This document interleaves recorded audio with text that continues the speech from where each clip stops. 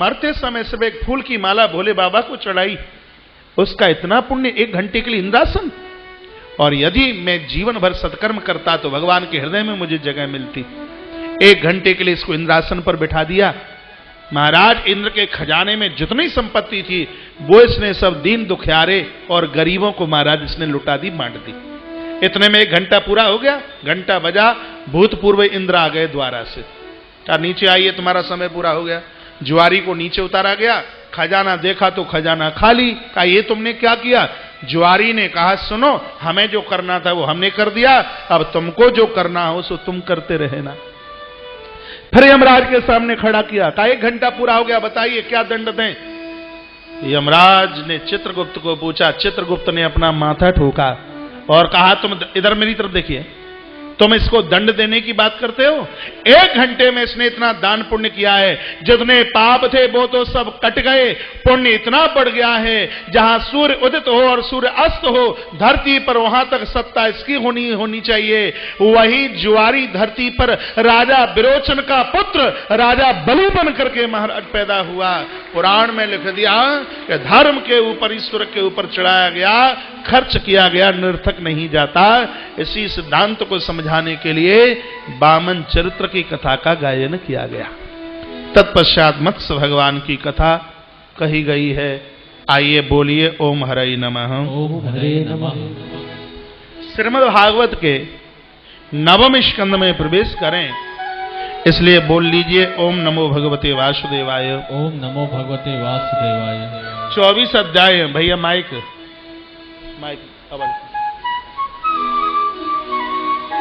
एक एक शब्द, एक एक श्लोक हमें ईश्वर से मिलाने का काम करता है। बोलिए ओम नमो भगवते वासुदेवाय। ओम नमो भगवते वासुदेवाय। राजा ने प्रश्न किया, कहा गुरुजी हम आपसे पूछना चाहते हैं कि सूर्य वंश में अभी तक कौन कौन से राजा हुए और भविष्य में कौन कौन से राजा होंगे। का क्षीर सागर में नारायण, उनकी नाभि से कमल और कमल से ब्रह्मा, ब्रह्मा से मरीचियों का जन्म हुआ, उनके यहाँ कश्यप महात्मा आए, कश्यप के यहाँ 12 सूर्यों का जन्म हुआ। सूर्य के बेटा हुए जिनका नाम है श्राद्ध देव मनु।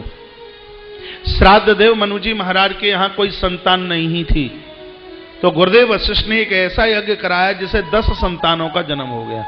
जहां काम दवा से नहीं चलता वहां काम दुआ से चल जाता है। परमात्मा के आशीर्वाद से, संत महापुरुषों की कृपा से काम चल जाता है। भाग्य में औलाद नहीं थी, लेकिन गुरुदेव की कृपा से 1 नहीं 10 बेटा चल करके आए। सबसे बड़े पुत्र का नाम है इक्ष्वाकु, दूसरे नंबर का है नृग, धृष्ट, कवि, नभग, प्रखद्र आदि, ये 10 है। सरयाती भी है। सरयाती के यहां सुकन्या, आपने कथा पहले बहुत सुनी होगी। नवक के यहां नाभाग, और नाभाग के यहां महाराज अम्बरीश का जन्म हुआ। अम्बरीशो महाभागा सप्तद्वीपवतिम वही, 7 द्वीपों के ऊपर शासन करने वाले अम्बरीश हैं। किसी न किसी व्यक्ति में एक विशेष गुणवत्ता तो होती है। अम्बरीश महाराज में यह गुणवत्ता है, ये एकादशी माता के परम भक्त हैं, एकादशी का व्रत करते हैं, यह इनकी विशेषता है। आप कुछ न कुछ जरूर कीजिए जो आपकी पहचान बने। किसी न किसी देव के आप भक्त बनिए। अम्बरीश एकादशी का व्रत करते हैं। दुर्वासा जी ने परीक्षा ली है, उसमें अम्बरीश परीक्षा में पास हुए हैं। एकादशी मैया की कृपा से कभी अम्बरीश को लेने के लिए धरती पर स्वयं परमात्मा पधारे। ऐसे ही अम्बरीश का वंश आगे के लिए बढ़ा है। मुचकुंद जैसे महान राजा हुए हैं, मानधाता जैसे राजा, जिनकी 50 कन्याएं सौवरी ऋषि के लिए ब्याई गई। श्राद्धदेव मनुजी महाराज, सिरादेव श्राद्धदेव मनुजी महाराज के जो बड़े बेटे हैं जिनका नाम है इक्ष्वाकु, इक्ष्वाकु के वंश में आगे चल करके बेटा विक्षी हुआ है। भिक्षु के 100 संतान हुए हैं महाराज आगे। बताते इसी वंश में आगे चल करके बेटा हुआ बाहुक। बाहुक की 2 पत्नियां हैं। बड़ी वाली पत्नी ने छोटी वाली को जहर दे दिया। भगवान की कृपा थी, बच्चा जिंदा निकल के आया, लेकिन देह के ऊपर जहर की परत लगी हुई थी, इसलिए इसी बच्चे का नाम सगर रख दिया। सागरियते मिलियते सगर, जो जहर में मिला है इसलिए उसका नाम सगर। सगर ने समुद्र के ऊपर एक बहुत बड़ा यज्ञ किया, इसलिए समुद्र का नाम सागर पड़ा। सगर के नाम से ही समुद्र का नाम सागर पड़ा है, सागर। ऐसे सगर के 2 विवाह हुए। एक रानी का नाम है सुमति, एक का नाम है केसनी। सुमति से एक बेटा हुआ असमंजस, और केसनी से 60,000 पुत्रों का जन्म हुआ। ये वही 60,000 पुत्र हैं जो भगवान कपिल देव के द्वारा भस्मीभूत हो गए। इनको जिंदा करने के लिए इनके वंश में आगे जन्म लेने वाले इनके यहां कौन हुए? अस्मक के यहां हुए हैं अंशुमान, अंशुमान के यहां दिलीप, और दिलीप के यहां भागीरथ, और भागीरथ के माध्यम से धरती पर मात भगवती गंगा प्रकट हो गई। बोले गंगा मैया की जय हो। गंगा तेरा पानी अमृत। भाई साहब माइक। गंगा, जिन घरों में गंगा नहीं वो घर नहीं, वो शमशान घाट है। गंगा को मान कीजिए, घर में गंगा रखती है। गंगा के बिना उद्धार कहां है? पूजा में तो बड़ी पावन बड़ी पवित्र मातु गंगा उद्धार करती है जी। मरने के बाद हड्डियां गंगा में प्रभावित की जाती हैं। बताया जाता है कि अस्थियां जब तक गंगा में रहती हैं तब तक हमारा पूर्वज भगवान के चरणों में रहता है। इतना बड़ा प्रभाव गंगा का है। भगीरथ जी के द्वारा गंगा धरा पर चल करके आई। भगीरथ के वंश में आगे बेटा हुए हैं त्रदस्यु, उनके यहां पुत्र हुए त्रिशंकु, उनके यहां बेटा हुए जिनका नाम हरिश्चंद्र, हरिश्चंद्र के यहां पुत्र हुए रोहित, रोहित के यहां बेटा हुआ चंप, चंप के यहां बेटा हुआ अस्मक, अस्मक के यहां पुत्र हुआ मूलक, मूलक के यहां बेटा हुआ है एडविड, एडविड के यहां विश्वसह, विश्वसह के यहां खडवांग, खडवांग के यहां दीर्घबाहु, दीर्घबाहु के यहां प्रथुस्रवा, प्रथुस्रवा के यहां रघु, रघु के यहां अज, और अज के यहां महाराज दशरथोद्भवे, महाराज दशरथ। दशरथ जी के यहां 4 पुत्र हुए हैं, रामो लक्ष्मणो भरतो शत्रुघ्न। 4 संतानें हुई हैं, राम लक्ष्मण भरत और शत्रुघ्न। सुखदेव स्वामी कहते हैं परीक्षित यहां से संक्षेप में राम का चरित्र सुन लो, नहीं तो कृष्ण की कथा समझ में नहीं आएगी। क्योंकि राम की कथा सुनने से जीवन मर्यादित होता है। जब तक जीवन मर्यादित नहीं होगा तब तक गोपाल की कथा समझ में नहीं आ सकती। लोग यही कहेंगे कि 16,108 वाने करे तो 2-4 हम कर लें। अरे राम जी ने जो किया है वह करो, कृष्ण ने जो कहा है वह करने की आवश्यकता है। जब 9 दिन में राम कथा पूरी नहीं होती, अब 5 मिनट में हम आपको क्या राम कथा सुना दें। इतना ही निवेदन करूंगा। रामायण में 7 सोपान है, नाम है रामचरितमानस। मानस मनुष्य को कहते हैं, मनुष्य का चरित्र प्रभु राम जैसा होना चाहिए, यही रामायण है, यही रामचरितमानस है। हमें नित धर्म पर चलना सिखाती रोज रामायण, हमें नित कर्म करना सिखाती रोज रामायण। धरती पर राम जैसे पुत्र नहीं हुए, धरती पर राम जैसा मित्र नहीं हुआ, धरती पर राम जैसा पति नहीं हुआ, धरती पर दशरथ जैसे पिता नहीं हुए, वशिष्ठ जैसे गुरु नहीं हुए, अयोध्या जैसी भूमि नहीं हुई, कौशल्या जैसी माता नहीं हुई, जानकी जैसी पत्नी नहीं हुई, भारत और लक्ष्मण जैसा भाई नहीं हुआ, हनुमान जैसा ब्रह्मचारी और सेवक नहीं हुआ। हाँ जी, और मैंने इतना भी पढ़ा है, इस धरती पर रावण जैसा दुश्मन नहीं हुआ। 7 सोपानों से सुंदर यह रामायण है। पहला सोपान बालकांड, आपकी बाल्यावस्था है। दूसरा अयोध्या कांड, आपका गृहस्थ आश्रम है। तीसरा अरण्य कांड, आपकी वृद्ध अवस्था है। चौथा है किष्किंधा कांड, बूढ़े हो गए हो तो तीर्थों में रहो अब जाके, यही किष्किंधा कांड है।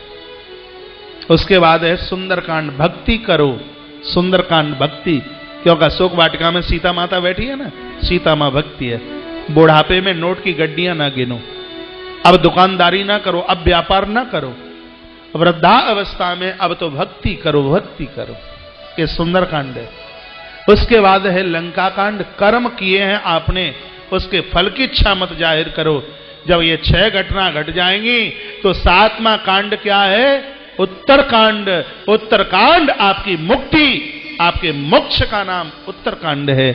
लेने के लिए स्वयं भगवान चल करके आएंगे, यही रामायण है। राम जी का नाम बड़ा पावन है, बड़ा पवित्र है। 1 मिनट के लिए बोलोगे, 1 क्षण के लिए। राम नाम अति मीठा है, कोई गा के देख ले, आ जाते हैं राम, कोई बुला के देख ले। महामंत्र रोज बोला करो, हरे राम राम राम हरे हरे, हरे कृष्णो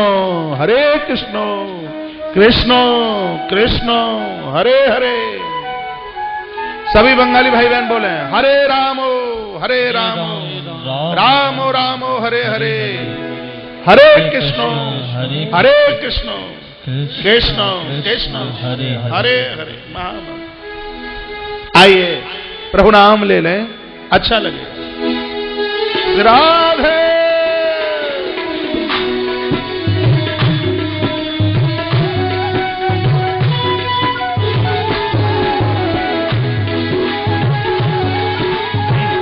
नाम अति मीठा कोई कभी देख ले, राम नाम अति मीठा कोई कभी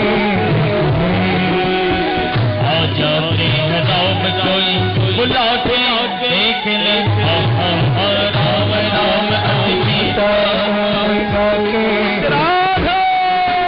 आ जाते हैं राम कोई बुला के देख ले, राम नाम अति मीठा।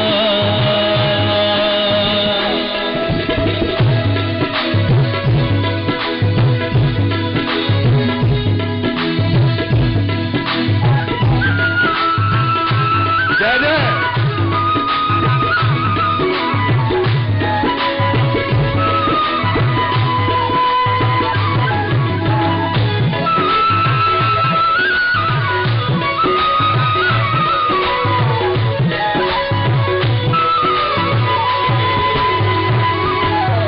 मन भगवान का मंदिर है, यहाँ मैल न आने देना।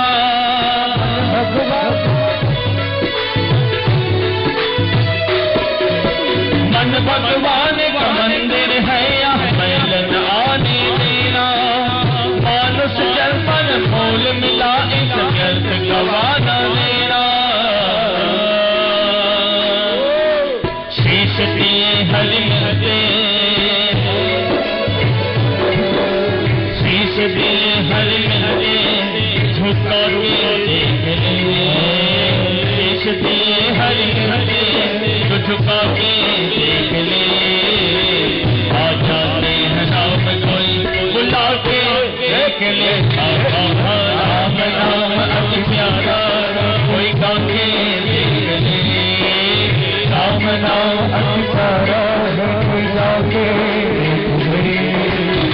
आ जाते हैं राम कोई बुला के देख ले, राम नाम अति मीठा।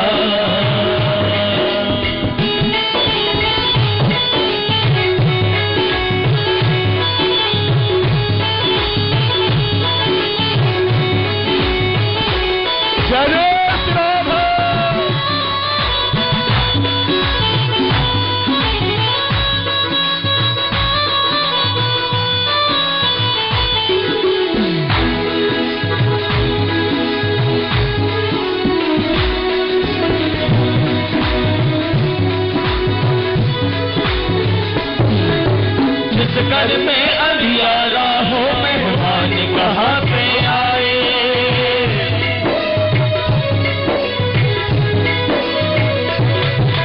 जिस घर में अंधियारा हो, मेहमान कहाँ पे आए। जिस घर में दीपक न हो, भगवान कहाँ से आए।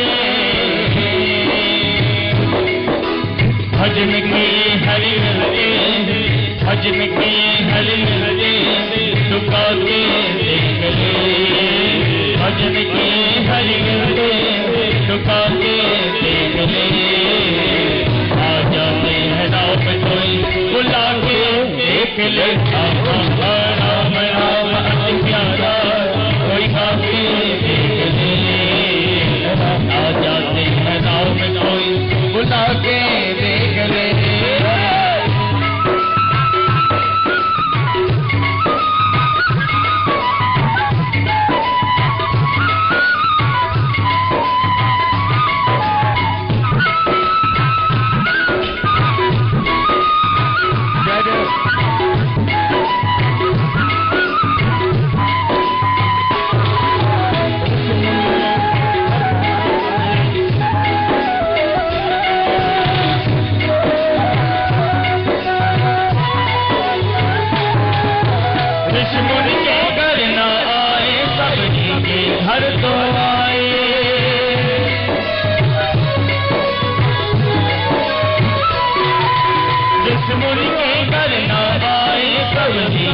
घर तो आए, सच्चा प्रेम देख के राम राम झूठ वेद बिठाए। तू भी सबरी जैसे, तू भी सबरी जैसे लगा के देख ले, तू भी सबरी जैसे लगा के देख ले। आ जाते हैं राम कोई बुला के देख ले, राम नाम अति मीठा,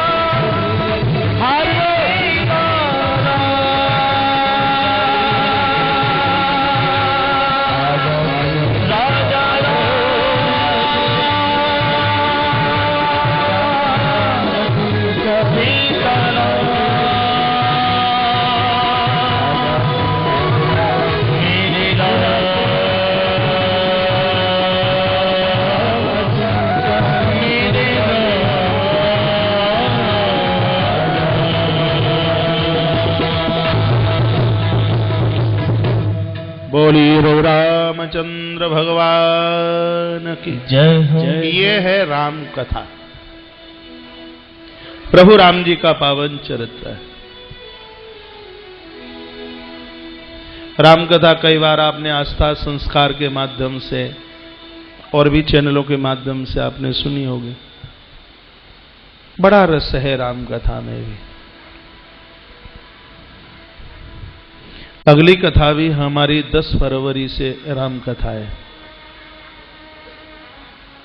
संस्कार टेलीविजन पर सीधा प्रसारण है, प्रातः 10 बजे से 2 बजे तक। मौका मिले आप सुन लेना। 1.25 करोड़ पार्थिव शिवलिंग रुद्र महायज्ञ है और उसमें राम कथा का आयोजन है। अभी तो मैं राम जी को वंदन करता हुआ, प्रणाम करता हुआ बस आगे चलूंगा। परीक्षित ने कहा, गुरुजी बहुत अच्छा लग रहा है, आपने प्रभु राम जी की मर्यादित भरी बातें सुनाई, लेकिन प्रभु गोविंद का प्रादुर्भाव भगवान कृष्ण कैसे आए, यह बता दीजिए। जवाब दिया, चंद्रमा का पुत्र बुध, बुध का बेटा हुआ पुरुरवा, पुरुरवा के संतानों ही जिसका नाम है नहुस, नहुस के यहां बेटा हुआ जिसका नाम है ययाति। एक दिन राजा ययाति वन में गए हैं, कुएं में से आवाज आ रही है, बचाओ बचाओ बचाओ। कुमार ययाति ने अपना वस्त्र डाला कुएं में और किसी कन्या को बाहर निकाला। परीक्षित ने पूछा, ये कौन थी कन्या? कहा, शुक्राचार्य की बेटी, इसका नाम था देवयानी। बृहस्पति की बिटिया शर्मिष्ठा ने इसको कुएं में डाल दिया। झगड़ा हो गया आपस में। देवयानी ने राजा ययाति का हाथ पकड़ लिया, कहा मुझे बचाया है तो मेरे साथ विवाह भी करो। ययाति बोले, मैं एक क्षत्रिय राजकुमार हूं और तुम एक ब्राह्मण की बेटी हो, यह ठीक नहीं है। कहा, मुझे बृहस्पति के पुत्र कच्छ का श्राप लगा है, कोई भी ब्राह्मण बालक मेरे साथ विवाह करेगा नहीं। आप मेरा वर्ण कीजिए। श्राप क्यों लगा है, बहुत लंबी कथा है। देवयानी ययाति को अपने घर लेके गई। शुक्राचार्य जी ने अपनी बिटिया का विवाह क्षत्रिय राजकुमार ययाति के साथ कर दिया। दंड के रूप में बृहस्पति की बेटी शर्मिष्ठा को भी साथ में ब्याह दिया गया। 2 पत्नियां लेकर के ययाति अपने नगर आए हैं। समय आने पर इन 2 भार्याओं के द्वारा ययाति के यहां 5 संतानों का जन्म हुआ, जिनका नाम है अनु। ये माइक नहीं चलता, बीमार है ये वाला। जिन 5 के नाम है अनु, द्रोहु, पुरु, तुर्वसु। पुरु के वंशावली का आगे वर्णन किया गया। पुरु के वंश में आगे चल करके बड़े बड़े राजे हुए हैं। दुष्यंत, जिनके यहां भरत, इनके यहां रंतिदेव, उनके यहां आगे चलकर, बहुत आगे चलकर इनके यहां बेटा हुए हैं प्रतीप, उनके यहां बेटा हुए शांतनु। ये वही शांतनु हैं जिन्होंने मां गंगा के साथ विवाह किया। कुछ बच्चे गंगा जी ने डुबा दिए, एक बेटा बचा, उसका नाम देवव्रत रखा गया। पिता के कार्य के लिए इस बच्चे ने विवाह नहीं किया। इतनी बड़ी प्रतिज्ञा की है, आजन्म ब्रह्मचर्य धर्म का पालन करूंगा। आकाश बोल उठा, कहा ये राजकुमार, आज से लोग तुमको पिता में भीष्म के नाम से जानेंगे, तुम्हारा नाम भीष्म होगा। ऐसी भीष्म प्रतिज्ञा ना तो आपसे पहले किसी ने की, ना आगे कोई करने वाला। पिता शांतनु ने भी वरदान दिया, कहा पुत्र देवव्रत, मेरे लिए पूरी जिंदगी कुर्बानी पर लगा दी, यह मैं वरदान देता हूं तुम्हें, जब तक तुम नहीं चाहोगे तब तक मौत तुम्हें छू नहीं सकती, मृत्यु स्पर्श नहीं कर पाएगी। इच्छा मृत्यु का वरदान इस बूढ़े पिता से ले लीजिए।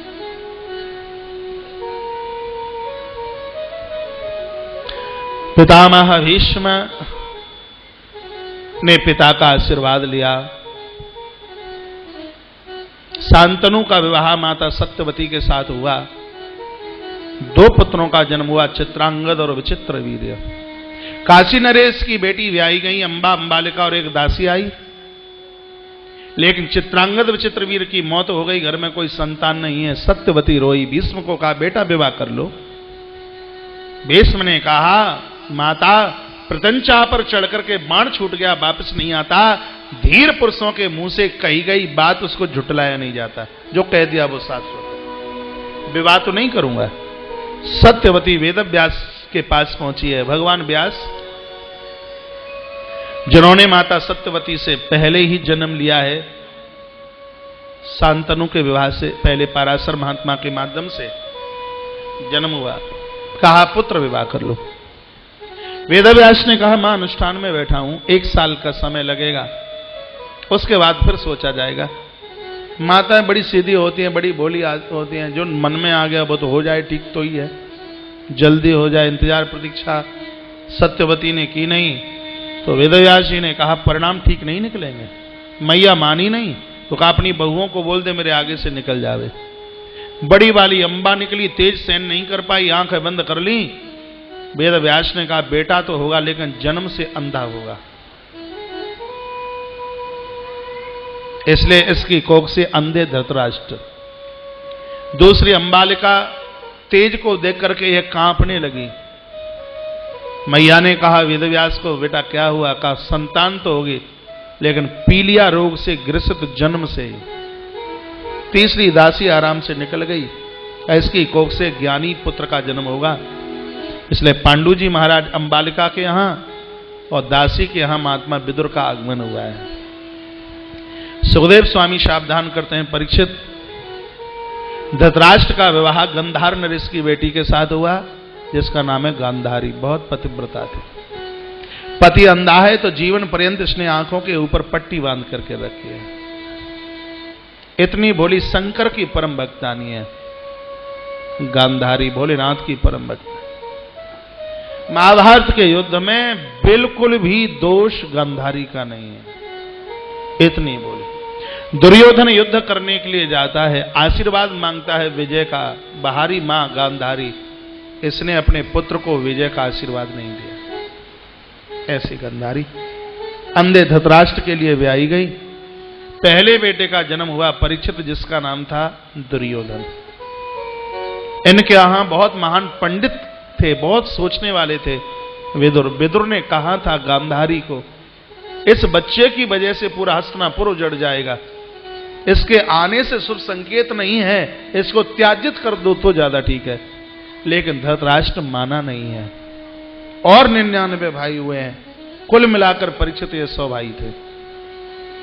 पांडु जी महाराज के 2 विवाह हुए हैं। एक बेटी है सूरसेन की बिटिया, वसुदेव जी की सगी बहन। नाम था प्रथा। क्या नाम है? प्रथा। सूरसेन जी के एक मित्र थे जिनका नाम था कुंती भोज। कुंती भोज के यहां कोई संतान नहीं थी, तो गोदस स्वरूप वह इस बेटी को ले गए। उनका नाम कुंती भोज था, इसलिए इसका नाम फिर कुंती रख दिया गया। नाम तो वैसे प्रथा था, इसलिए अर्जुन को पारथ कहा गया है। एक दिन दुर्वासा जी आए चातुर्मास करने के लिए। संत कहीं जाता है तो वह भक्त के ऊपर कृपा करने के लिए अपना आशीर्वाद तो दे के ही आता है। कुंती ने बहुत सेवा की है, तो एक बड़ा दिव्य अमोघ मंत्र दिया। कहा मंत्र की कभी परीक्षा ना करना, ये महात्मा कह करके गए थे। लेकिन माता कुंती तो मानी नहीं। देवताओं की मंत्रों की कभी परीक्षा ना करना। मैया को लगा कुंती को ये कहां तक सही है।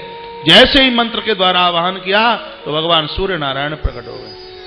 सूर्यदेव आए, मां कांपने लगी। ये क्या, आप चले जाइए, मैं अकेली हूं, लोग देखेंगे। भगवान भास्कर कहते हैं हम देव हैं, हम आते हैं तो हमारा दर्शन निष्फल तो जाता ही नहीं। उसी समय माता कुंती के कान से एक वीर बच्चे का जन्म हुआ। कान से पैदा हुआ, कुंडल कवच लेकर के आया, इसलिए उसका नाम कर्ण रखा गया है। मंजूसे में रख करके, वो सब जगत प्रसिद्ध कथा है, क्या बताऊं मैं आपको, आप सबको पता है। वही कुंती पांडु जी महाराज के लिए ब्याही गई। मद्र नरेश की बेटी जिसका नाम था मादरी, पांडु जी के साथ विवाह हुआ। ये 2 विवाह हुए हैं। कुंती ने देवताओं के माध्यम से 3 पुत्रों को जन्म दिया। धर्म स्वयं युधिष्ठिर बनकर आए हैं, और पवन स्वयं भीम बनकर, और इंद्र स्वयं अर्जुन बनकर के चल के आए। अश्विनी कुमार नकुल और सहदेव, परीक्षित, ये 5 भाई मिलकर के 5 पांडव कहे जाते हैं। पांचों में बड़ा स्नेह है, प्रेम, एक दूसरे के बिना रह नहीं सकते। 5 भाइयों का विवाह द्रौपदी की बेटी के साथ हुआ जिसका नाम द्रौपदी है, इसलिए उसको पांचाली कहते हैं। 5 भाइयों के अलग अलग भी विवाह हुए। अर्जुन का विवाह कृष्ण की भगिनी सुभद्रा के साथ हुआ। सुभद्रा की कोख से एक बच्चे का जन्म हुआ जिसका नाम है अभिमन्यु। अभिमन्यु का विवाह विराट की बेटी उत्तरा के साथ हुआ। ये वही उत्तरा है जो कलयुग में रानी दादी सती मां के रूप से प्रकट हुई है, जिसका विशाल मंदिर राजस्थान झुंझुनू में बना हुआ है। उत्तरा के साथ विवाह हुआ। उत्तरा की कोख से एक बच्चा हुआ जिसका नाम है परीक्षित विष्णुराज। तुम्हारा बेटा है जन्मेजय। इस प्रकार से इस पूरी वंशावली का, पुरु वंश का वर्णन किया। और तत्पश्चात नंबर आया यदुवंश का। यदु जी महाराज के वंश में आगे चलकर एक बेटा हुआ जिसका नाम है स्वफल्क। स्वफल्क के यहां बेटी हुई जिसका नाम है आहुकी। आहुकी के उधर से 2 बच्चे जन्म लेते हैं। एक का नाम है उग्रसेन और दूसरे का नाम है देवक। उग्रसेन के यहां 9 पुत्रों का जन्म हुआ। सबसे ज्येष्ठ बच्चा है जिसका नाम है कंस। कौन नहीं जानता। राजा उग्रसेन इतना बढ़िया है, और बढ़िया सज्जन व्यक्ति के घर एक निशाचर बेटा आ गया। क्यों? बढ़िया संतान को जन्म देने में माता पिता का बहुत बड़ा हाथ होता है। उग्रसेन की पत्नी का नाम है पवन रेखा। संतान गर्भ में थी, ये अपनी स्वेच्छा से इधर उधर घूमा करती। एक दिन बगीचे में गई, वहां द्रुमिल नाम का राक्षस था। उस निशाचर की दृष्टि इसके होने वाले शिशु के ऊपर, यानी उदर के ऊपर, पेट के ऊपर दृष्टि पड़ी। यह कहने में मुझे बिल्कुल संकोच नहीं होगा और कहे कि मैं प्रणाम भी कर लूंगा। बढ़िया माताएं, पूजने के लायक, वंदन करने लायक, प्रणाम करने के लायक वह माता हैं जो इतने ढंग से वस्त्र पहनती हैं कि उनका उदर कोई पुरुष न देख पावे। ऐसी माताओं की आरती मेरा परमात्मा भी उतारता है। भगवान आरती उतारता है उन माताओं। और विशेष रूप से जब संतान उदर में हो तो आपके उदर को कोई देख ना पावे। अपराधी पापी अपराधियों की यदि दृष्टि भी पड़ गई तो पूरा का पूरा, मेरी बात को हंस के ना निकाल देना, उन अपराधियों की दृष्टि के द्वारा उसका पूरा असर होने वाली संतान के ऊपर होता। यहां ऐसा ही होगा। पवन रेखा ने एक निशाचरी वृत्ति के बच्चे को जन्म दिया, नाम कंस रख दिया गया। और भी कंस के भाई हुए हैं। देवक के घर में 7 बेटियां हुई। देवकी के यहां भगवान आए, आपको सबको पता है। कृष्ण की 6 मौसियां और हैं। परसों मुझे किसी सज्जन ने प्रश्न किया था कि भगवान कृष्ण की मौसियों के नाम बताइए। हमने कहा जब मौसी की कथा आएगी तब बता देंगे। भागवत में श्लोक है कृष्ण की मौसियों के नाम, शांति देवा उपदेवा श्रीदेवा देव रक्षिता सहदेवा देवकी च वसुदेव उवाइवा। ये 6 मौसी कृष्ण की वसुदेव जी महाराज को ही ब्याई गई, जिनके नाम है शांति देवा, उपदेवा, श्रीदेवा, देवरक्षिता और 7वें नंबर पर तो मां है देवकी। ये 7 की 7 श्री वसुदेव जी महाराज को यह ब्याई गई। सुखदेव भगवान सावधान करते हैं, परीक्षित मां देवकी को 8 संतान हुई हैं, 6 को कंस ने मार डाला। 7वीं संतान में पूर्व के जो शेष वो है बलराम के रूप में प्रकट हुए, और 8म संतान में स्वयं भगवान धरती पर परमात्मा कृष्ण रूप से प्रकट हुए हैं। यह सुखदेव भगवान राजा परीक्षित को कथा सुनाते हैं। यहीं ये 9वां स्कंध पूरा हो रहा है। बोलिए ओम हरि नमः। ओम हरे नमः। श्रीमद् भागवत के 10वें स्कंध में प्रवेश करें, इसलिए सब बोलिए ओम नमो भगवते वासुदेवाय। ओम नमो भगवते वासुदेवाय। बड़ा सुंदर स्कंद है ये 10वां, रामायण का सुंदरकांड, भागवत का 10वां स्कंद। जितना कुछ बोला है कम 90 अध्याय, इतना बड़ा है। 10वें स्कंद पर 10 महीने भी कथा हो जाए तो ये लीला पूरी नहीं होगी। ये व्यास गद्दी से तो बहुत संक्षेप में। अब लोग सुनने को कहां इतने तैयार है। जब जब हमने कथा सुनी शुरू करी थी तो 8 घंटे कथा हुआ करती थी। 2 शिफ्ट में कथा होती थी, 9 से 12, 3 से 6। जो 9 से 12 वाली कथा थी वो दोपहर को 1:30 बजे छूटती, और 3 से 6 वाली थी वो रात को 7:30 बजे छोड़ती। ना अब सुनाने को कोई तैयार है और ना अब सुनने को कोई तैयार है। इसलिए बड़ी समय में कटौती हो गई। हम तो भी 4-5 घंटे कथा करते रहते हैं, नहीं तो अब कथा कहाँ 3 घंटा हो जाए तो बहुत समझिए। 3 घंटे का समय होता है और 3 घंटे में 1.5 घंटा कीर्तन वीर्तन में निकल जाता है। मैं बहुत ध्यान से इस बात को विचार कर रहा हूं कि बहुत लंबे समय से शायद इस कथा में, हमारी कथा में ज्यादा कीर्तन हुआ है। सालों सालों की मैं बात कर रहा हूं, नहीं तो पूरी कथा में एकाध कीर्तन हो गया तो हो गया, नहीं जो ही राम सो ही राम। शास्त्री जी एक दिन बोले कि महाराज जी यहाँ लोगों की चाहत है थोड़ा कीर्तन तो होता ही रहे तो ये ठीक है, कोई बोर नहीं होगा, सुस्ती नहीं आएगी, निद्रा नहीं आएगी, इसलिए थोड़े कुछ भजन ज्यादा ही गवा दिए हैं।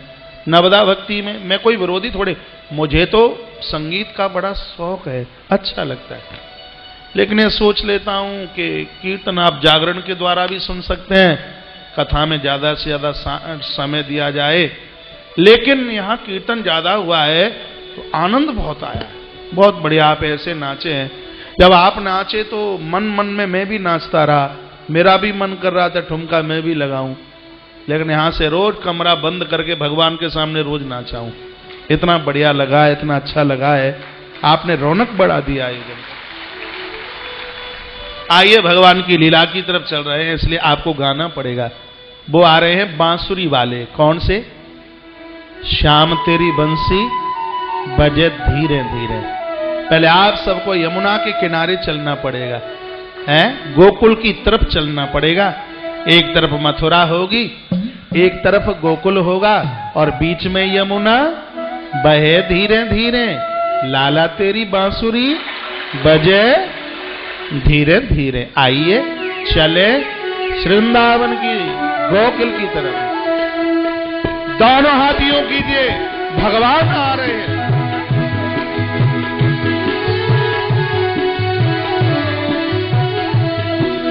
श्याम तेरी बंसी बजे धीरे धीरे, श्याम तेरी बंसी बजे धीरे धीरे, बजे धीरे धीरे यमुना के तीरे।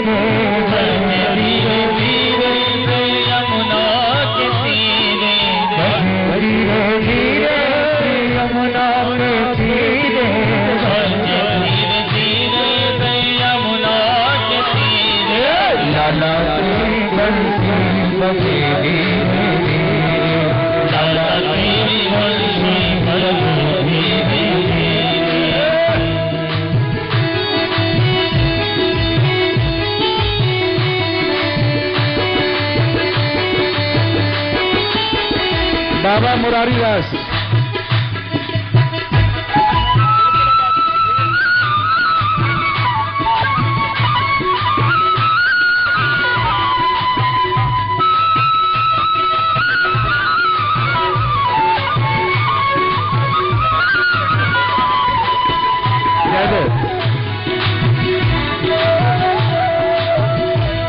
गोकुल मथुरा नगरी, गोकुल मथुरा नगरी, गोकुल मथुरा नगरी, गोकुल मथुरा नगरी, जमुना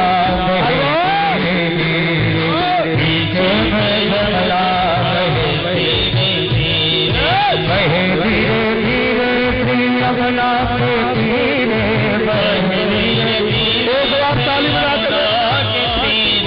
लाला तेरी बस्ती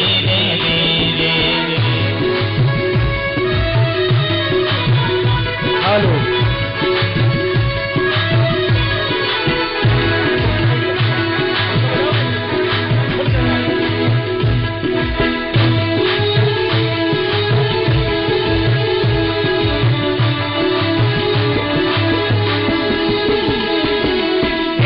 मधुमंगल उत श्री दामा, मधुमंगल उत श्री दामा, मधुमंगल उत श्री दामा, मधुमंगल उत श्री दामा, कन्हैया चले धीरे धीरे, कन्हैया चले धीरे धीरे,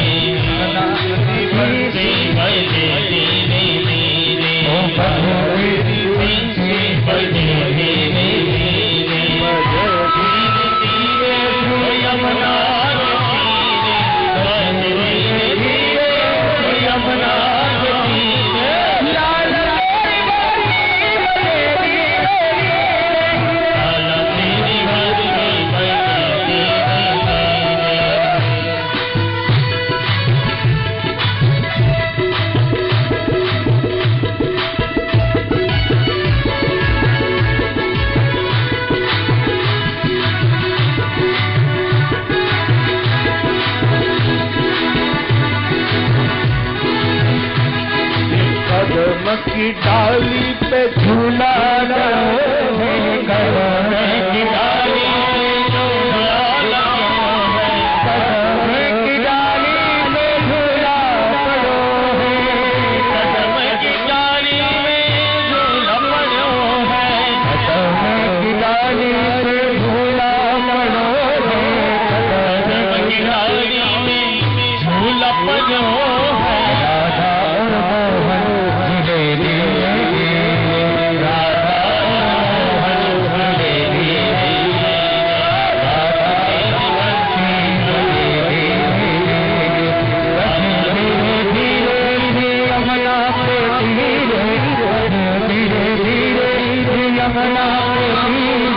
लाला तेरी बंसी बड़े लाला तेरी बंसी बड़े लाला तेरी बंसी बड़े लाला तेरी बंसी बड़े लाला तेरी बंसी बड़े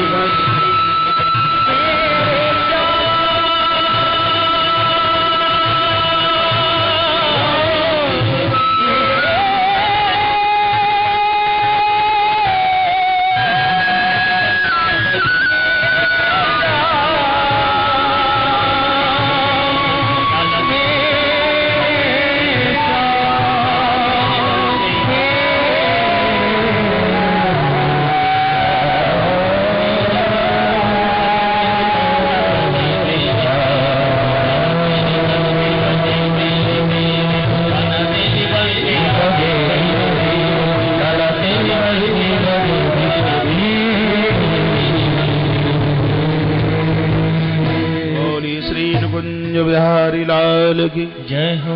श्री हनुमान जी महाराज की जय हो। जय जय श्री राधे जय जय श्री राधे श्याम। आइए 10वें स्कंद में प्रवेश करते हैं। राजा ने कई प्रश्न किए हैं। कथितो वंश विस्तारो भवता सोम सूर्य।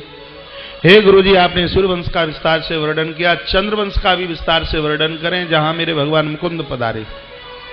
प्रश्न क्या है? दुष्ट धर्मशील से नितरामणि सत्तमा तत्रांशनावतीर्ण स विष्णु विद्यान संसार। यूं तो बहुत दुनिया भर के वंश थे, लेकिन भगवान इस वंश में ही क्यों प्रकट हुए? पितामहा में समरिमर्जस्त्रयी देवव्रता धाता तृतस्तम मंगल ही। इस महाभारत के इस युद्ध समुद्र में बाबा भीष्म तो तिमंगल नाम की मछली की तरह, जो कि मगर ग्राह को भी निगल जाए, लेकिन मेरे पूर्वजों ने भगवान द्वारकेश के चरणों का सहारा लेकर के महाभारत के युद्ध को तैर गए इस अथाह समुद्र को। ऐसे गोविंद की कथा मैं आपके श्री मुख से विस्तार पूर्वक सुनना चाहता हूं। जिस परमात्मा के मां के उदर में, जिस परमात्मा ने मुझे मृत परीक्षित को जिंदा कर दिया, ऐसे कृष्ण की कथा आप सब विस्तार पूर्वक मुझे सुनाएं। आपके चरणों में प्रार्थना है, मेरे प्रार्थना है। रोण्यस्तात नेहा प्रक्तो राम संकटस्तया। बलराम जी तो माता देवकी के गर्भ में आए, लेकिन यह बताइए देवक क्या गर्भ संबंध? देवकी के गर्भ में आने के बाद वह माता रोहिणी के गर्भ में कैसे पहुंचे, यह बताएं। फिर का कस्मान मुकुंदो भगवान पितृगे हाथा ब्रजम गताः। यह बताइए कि क्ववासम ज्ञातवी सार्धम कृतवान सात्यताम पति। भगवान श्री कृष्ण का तो प्राकट्य अपने पिता के जेल खाने में हुआ। पिता का घर कैसा भी हो, कोई भी बेटा अपने पिता के घर को छोड़ता नहीं, तो फिर क्या कारण बना कि भगवान को नंद बाबा और यशोदा मैया के घर पहुंचना पड़ा गोकुल में? यह भी चरित्र से विस्तार पूर्वक आप हमें सुना दें। फिर कहा ब्रजे वसन किम करोड़ मधुपुर्याम च केशवाः। ब्रज में भगवान कितने दिनों तक रहे और भगवान ने कौन कौन सी लीला की? मथुरा में पहुंचकर भगवान ने क्या किया और भगवान का नाम केशव कैसे पड़ा? भ्रातरम चाबदीत कंसा मातुरदात दरणम। कंस तो देवकी का भाई है, इसलिए कृष्ण का मामा लगता है, और मामा को मारना तो पिता की हत्या के बराबर है। ऐसा क्या कारण बना कि परमात्मा ने अपने मामा को मार डाला? यह प्रसंग भी आप सब विस्तार पूर्वक सुनाएं। फिर प्रश्न कर दिया देहम मानसमाश्रित्य कति वर्षाणी वैष्णवी। परमात्मा मानवीय शरीर धारण करके इस धरती पर कितने दिनों तक रहे, यह सुना दीजिए। और यदुपुर्याम सवासीत पत्न कथन भव प्रभु। यदुपुरी यानी द्वारिकापुरी में भगवान ने कौन कौन सी लीलाएं की हैं? हमने सुना भगवान के 16,108 विवाह हुए। यह बात गले नहीं उतरती। यदि ये विवाह हुए हैं तो क्या कारण बना कि भगवान ने 16,108 विवाह क्यों किए? यह प्रसंग भी आपको विस्तार पूर्वक सुनाना पड़ेगा। एक सांस में परीक्षित ने 14 प्रश्न किए हैं और 14 प्रश्नों का समाधान सुखदेव मुनि ने किया है। यह और कह दिया गुरुजी मैंने आपसे जो पूछ लिया वो तो आपको सुनाना ही है, और जो मैं नहीं पूछ पाया कृपया उसको आप अपनी तरफ से सुना दीजिए। ये प्रश्न कर दिया। कहा राजन धन्य हो, तुमने जो प्रश्न किया तत्र गत्वा जगन्नाथम देव देव वृषाकपिम पुरुषम पुरुषुक्तेन उपतस्ते समाहितः। तुमने जो प्रश्न किया है उसी के बारे में मैं तुम्हें बताता हूं। भगवान जगन्नाथ प्रभु परमात्मा की सब स्तुति करने लगे हैं। कब? जब धरती निशाचरों के द्वारा अतिक्रमणित होने लगी है। निशाच कंस जैसे अत्याचारियों का वजन धरती के ऊपर बढ़ने लगा, तो धरती माता गाय भैंस बनाती हुई पहले ब्राह्मणों के पास, ब्राह्मण गौ माता धरती को लेकर के देवों के पास पहुंची। शंकर जी कहते हैं जगदम्बा मैं भी साथ में था। वहीं देवताओं ने भगवान की स्तुति करना शुरू कर दिया। भगवान ब्रह्मा के कंठ में आकर के बोले ग्रम समाधु गगने समीरता निशम्य वेदा वाचा। हे देवता हो, मैं शीघ्र ही धरती पर आने वाला हूं। वसुदेव ग्रहे साक्षात भगवान पुरुषः परः। मैं शीघ्र ही धरती पर आने वाला हूं वसुदेव और माता देवकी के यहां। मेरे आने से पहले आप अपना अपना रूप धारण कर लीजिए। देवताओं ने कहा हमें क्या बनना है? भगवान बोले कामदेव मेरा पुत्र प्रद्युम्न बन करके आएगा। इधर जो कार्तिकेय है वो मेरा बेटा सांब बन करके आएगा। ब्रह्मा ने कहा सबको छोड़िए, मेरे लिए बताइए मुझे क्या बनना है? भगवान कहते हैं, परमात्मा कहते हैं अभी तो तुम सबके दादाजी हो, लेकिन अब के तुम हमारे पोते नाती बन करके आओगे। प्रद्युम्न मेरा बेटा होगा और उनके पुत्र अनिरुद्ध के रूप में धरती पर तुम्हारा जन्म होगा। ये भगवान ने पहले से सबको बता दिया किसको कहां क्या बनना है। कहा भगवती राधा के साथ में श्री ब्रज में चल करके आऊं। मां भगवती राधा प्रकट हो गई। माता ने कहा मैं आपके साथ धरती पर जाने वाली नहीं। भगवान ने कहा क्यों? कहा जिस स्थान पर 3 नहीं होंगे वहां मेरी प्राकट्यता नहीं हो सकती।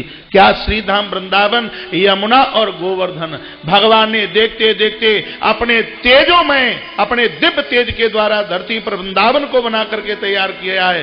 धरती पर यह वृंदावन स्वयं भगवान परमात्मा का तेज ही वृंदावन के रूप में प्रकट हुआ।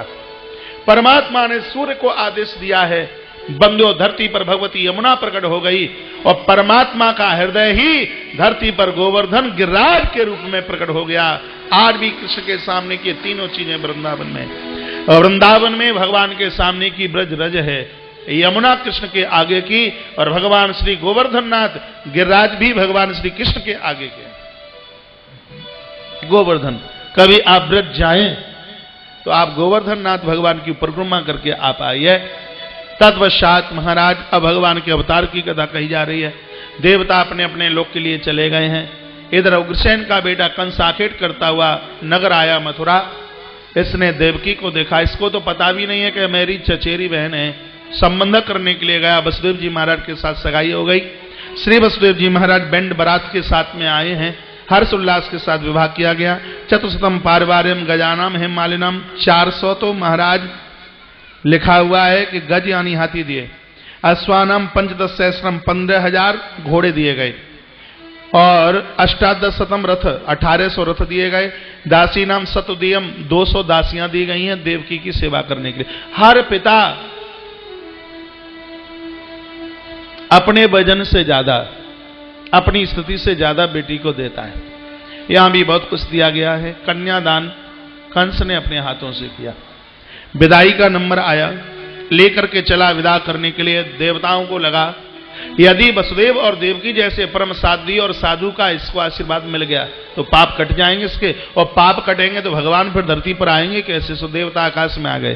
क्या कहा देवताओं ने? अस्याष्टमो गर्भो हंतायाम बहसे बोधाए। काश जिस वसुदेव और देवकी को तो इतने लाड प्यार के साथ लेके जा रहा है, ध्यान रखना, ऐसी का 8वां लाल जो तेरे जीवन का बनेगा काल, जो तेरी जिंदगी का बनेगा काल। आकाश गर्जना करने लगा, सुना नहीं इसने। रथ आगे चला, द्वारा से आकाशवाणी हुई, कहे काश अब सच कहते देवकी का 8वां लाल तेरा बनेगा काल काल काल। कंस घबरा गया, रथ से नीचे उतर के आया, केस पकड़ करके माता देवकी को खदेड़ कर नीचे लेके आया।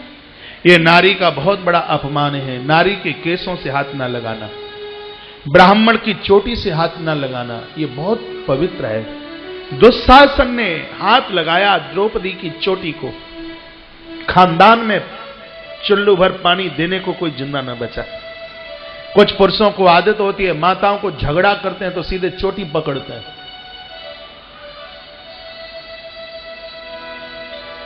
खैर अब तो वो नौबत ही नहीं है, क्योंकि माताओं के पास चोटी रही ही नहीं। चोटी का हैप्पी कट। आपकी चोटी की वजह से कृष्ण का नाम केशव हुआ है। सबरी माता की चोटी बहुत लंबी है। राम ने जूठे फल खाए। सूर्पणखा हैप्पी कट बन करके चली, राम ने बात भी नहीं करी। माताओं की लंबी चोटी समृद्धि का कारण होती है।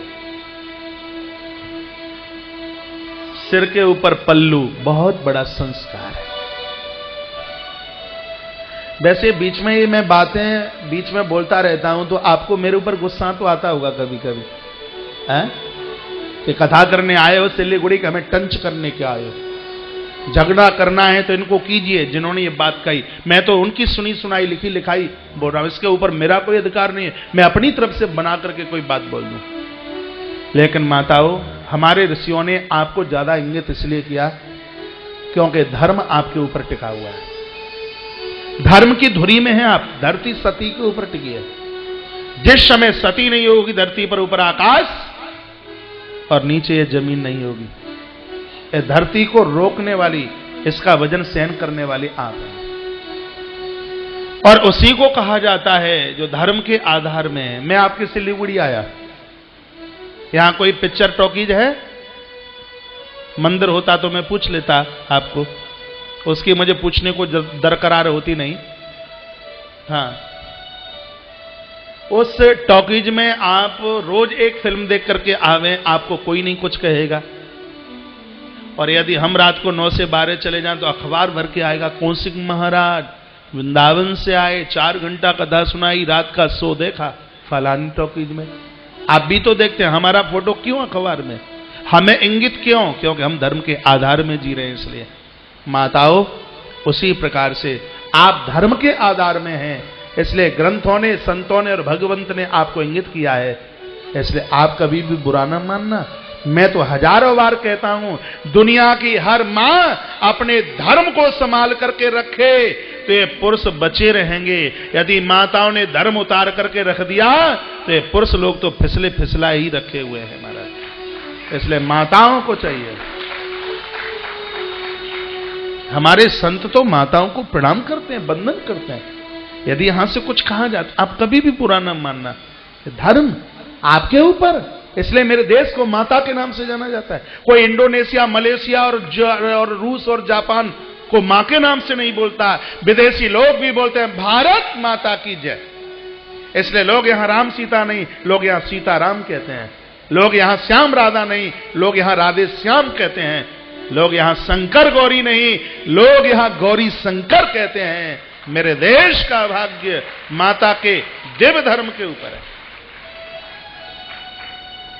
कंस ने देवकी की चोटी पकड़ी, खदेड़ के लाया, आकाशवाणी हो गई। मारने को उद्यत हुआ, श्री वसुदेव जी आ गए सामने। मृत्यु जन्म बताम वीरा दे न सजाए थे। यह है युवान वीरों का काम नहीं है नारी के ऊपर हाथ उठावे। वायदा करता हूं जितने बच्चों का जन्म होगा एक एक करके तुम्हारे यहां रख दूंगा। कंस जानता है वसुदेव झूठ नहीं बोल सकते हैं। बंधु वसुदेव और देवकी को कारागृह में डाल दिया। कारागृह क्यों मिली, ये कल आप विस्तार से इस बात को आप सुनेंगे। लेकिन अभी देखिए कथा की असलियत। प्रथम संतान का जन्म हुआ। देवर्षि नारद को पता नहीं क्या दिक्कत हुई। इधर कंस ने तो उसको छोड़ दिया, लेकिन नारद को दिक्कत है। बाबा नारद ने कंस को कहा, देवताओं की चाल, 8वें को पहले को 8वां कर सकते हैं। अपना काम किया, नारद चले गए। कंस पहुंचा कारागृह में और पहला बच्चा जिसका नाम कीर्तमंत पत्थर की शिला के ऊपर पटका, गिरते ही मौत हो गई। इस प्रकार से दूसरा बच्चा 3, 4, 5, 6 भैया सभी मरवाए दोगे का? 6 बच्चे समाप्त मां देवती के। 7वीं संतान में स्वयं बलभद्र आ रहे हैं। दुर्गेति भद्रकाली थी, विजया वैष्णवी च, कुमुदा चंडिका कृष्णा माधवी कन्नकेत च, माया नारायणी सानी शारदे त्र्यंबकेत च। मां अंबा भगवती जगदम्बा की स्तुति नारायण ने की है। तो 7वें संतान को माता रोहिणी के गर्भ में स्थापित कर दिया गया। कंस को प्रश्नता हुई कि मेरे भय से 7वां बच्चा पेट में ही खत्म हो गया। 8वें में तो स्वयं मेरे सरकार पधार रहे हैं। सत्यव्रतम सत्यपरम त्रिसत्यम सत्यस्य योनिम निहितम च सत्यम सत्यस्य सत्याहमृत सत्यनेत्रम सत्यात्मकां तां शरणं प्रपन्ना। जिसका हर कार्य सत्य में है। स्तुति आषाढ़ के महीने में की गई। सावन में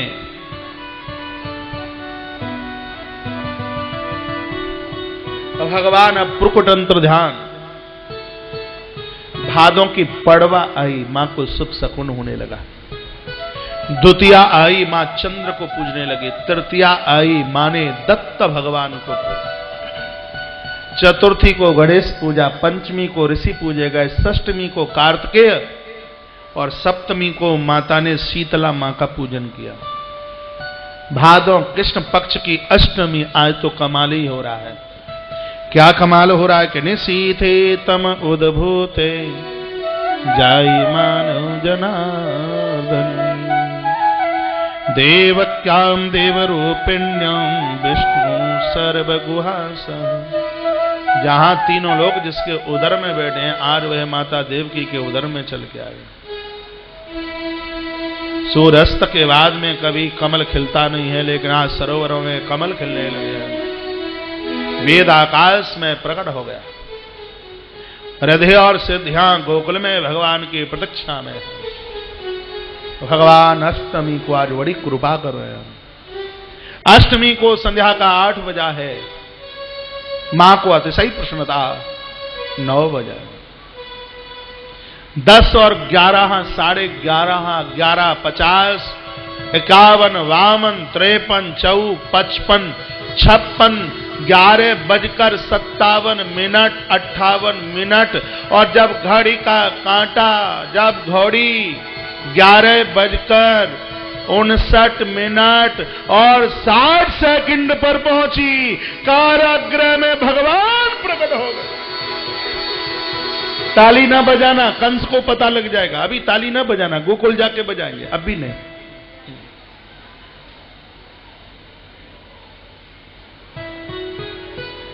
तमद्भुतम बालकम मुजक्षणम चतुर्भुजम शंख गदायुधायुधम श्रीवत्स लक्ष्मम गलशोभिकौस्तुभम पीतांबरम सांद्र पयोद सोभगम। 4 हाथ वाले भगवान बन गए। मैया का ग्रह था, भगवान 2 हाथ वाले बन गए। हथकड़ी बेड़ियां टूट के नीचे गिरी हैं, क्योंकि बालक ब्रह्म है। जब जीवन में परमात्मा चल करके आता है तो वहां किसी भी प्रकार का बंधन नहीं रहता, व्यक्ति अपने आप में मुक्त होता है। इसलिए हथकड़ी बेड़ियां टूट के नीचे गिरी, दरवाजे खुल गए। ईश्वर आता है तो सृष्टि से लेकर के परलोक तक आपके लिए हर रास्ता खुल जाएगा। 6 द्वारपाल धराशायी हो गए, सो गए, बिना नींद की गोली लिए सो गए। काम, क्रोध, लोभ, मोह, मद, मत्सर, यही कंस के 6 द्वारपाल हैं। परमात्मा जीवन में चल के आएगा तो ये 6 के 6 आपके सामने परास्त हो जाएंगे, उनकी झपकी लग जाएगी। महाराज टोकरे में भगवान को रखा, लेके चले हैं बाहर। बड़ी जोर से वर्षा हुई, इंद्र ने पानी गिराया, पवन ने हवा चलाई और वसुदेव जी महाराज यमुना पार करते हुए नंद भवन में पहुंचे हैं। रात निकली, प्रातः हुआ। सुनंदा सबसे पहले जागी, दौड़ पड़ी है, गयो लाला को जन्म भयो, जन्म भयो लाला को जन्म भयो। महाराज नंद बाबा सीधे ब्राह्मणों के पास पहुंचे हैं। सब आनंद आ रहा है, सब बड़ी मस्ती के साथ में झूम रहे, नाच रहे, गा रहे। नंद भवन पर महाराज बड़ी जोर से भीड़ लगी। आइए गुनगुना ले। खड़े वही होंगे जिनको ठुमका लगाना आता है। पहले एक बार अपने गले में देख लें चैन सुरक्षित है कि नहीं। देख लीजिए, कोई बात नहीं है, कोई बात नहीं, देख लो, छिपा लो और देख लो बगल में कौन सी दीदी बैठी है। यदि चैन चली जाए तो जाई को पकड़ लीजो, फिर थोड़ा संभाल के, ठीक है। ब्रज में है रही जय जयकार, नंद घर लाला जायो है।